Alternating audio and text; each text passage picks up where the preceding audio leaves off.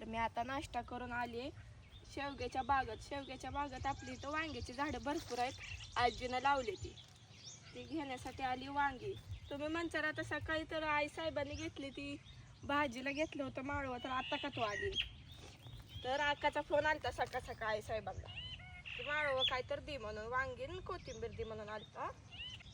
पण आई साहेबांना असतं लय घरातलं काम. आता नाश्ता मी तर करून आली, स्वयंपाक वगैरे करायचा आहे अजून, म्हणून म्हणलं मी घेऊन येते, तुम्ही बसा. आणि जास्त उन्हाचा पण आई साहेबांना त्रास होतोय, बीपीची गोळी येते असल्यामुळं आम्ही काय म्हणजे मीच आणि बाबा पण काय बाहेर जाऊ देत नाही तर जास्त. काट कसलं आहे तर वांग्याला बघा, ताजी वांगी येते. या काट असल्यामुळेच मला जास्त तोडायला आलं नाही. मग आकाला द्यायची ते आता वांगी. तिला काय आकान भाऊजीच आहे त्यामुळं काय लय लागत नाही. ती एक 4-5 वांगी लय झाली त्या दोघांना.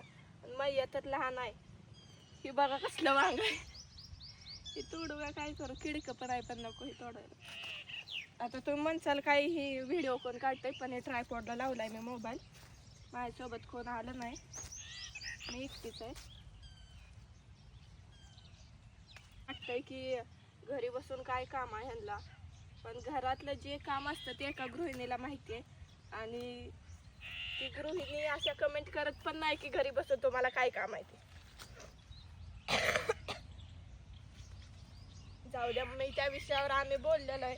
सारखं बोलणं आणि हे करणं काही योग्य नाही. तर आता घेतली ती वांगी, आता मी कोथिंबीर घ्यायला आली. तर आता बहिणीनं सांगितलंय म्हणल्यावर तर द्यायला पाहिजेच ना, म्हणून आली होती.